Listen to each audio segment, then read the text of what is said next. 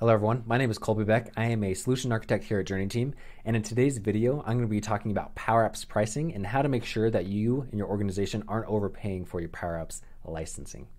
So the first question to ask yourself when you want to start using Power Apps or deploy Power Apps to users in your organization is, what connectors are my apps going to be using? The two options are either premium or standard. First, we're going to go down the route of premium. An example of a premium data connector would be the Dataverse or SQL. If your apps are using the Dataverse or SQL or any other premium data connector, then you have three options to choose from. And those three options are the Power Apps Premium, Power Apps Per App, or the Power Apps Pay-As-You-Go. The only differences between these three licenses is how many apps your users can access. If your user needs to access multiple applications, then you need to go down the route of the Power Apps Premium license, which costs $20 per month per user.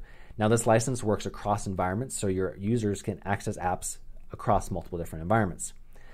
Now, if your users that you're trying to license only need to access one application, then you would want to go down the route of the Per App plan. The Per App plan only costs $5 per month per user per app.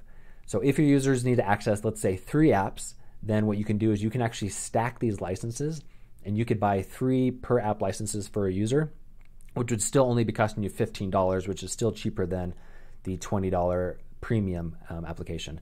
But as soon as your users start needing to access 4 or more apps, then that's when you want to go to the Power App Premium license. Now, the third license option you have is the Power App Pay-As-You-Go plan.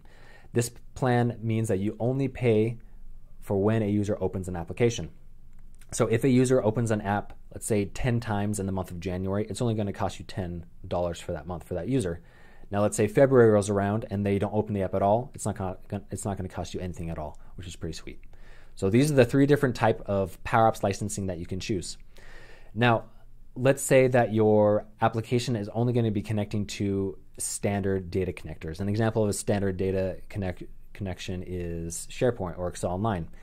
If your app's only connecting to those, then there is a chance that you can use the Power Apps free licensing, but the Power Apps free license only applies if your organization is paying for an E3 or an E5 license. A good way to know if you have an E3 and E5 is if your organization is using Outlook, SharePoint, or Excel Online. If you're using these applications, there's a good chance that you have an E3 or E5, and so you can utilize Power Apps free.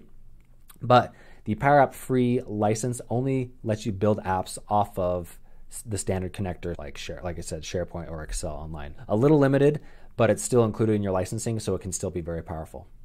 So just as a recap, when it comes to Power Apps licensing, the first question you need to ask yourself is, are my apps premium or are they standard? If they're premium, then you need to ask yourself, how many apps are my users going to be accessing? And then depending upon those answers, that'll help guide you to the correct licensing. I hope this video cleared up any questions or confusions that you may have. If you have any questions, please reach out to JourneyTEAM. We'd love to talk to you about your questions and help you on your Power Platform journey. Thank you.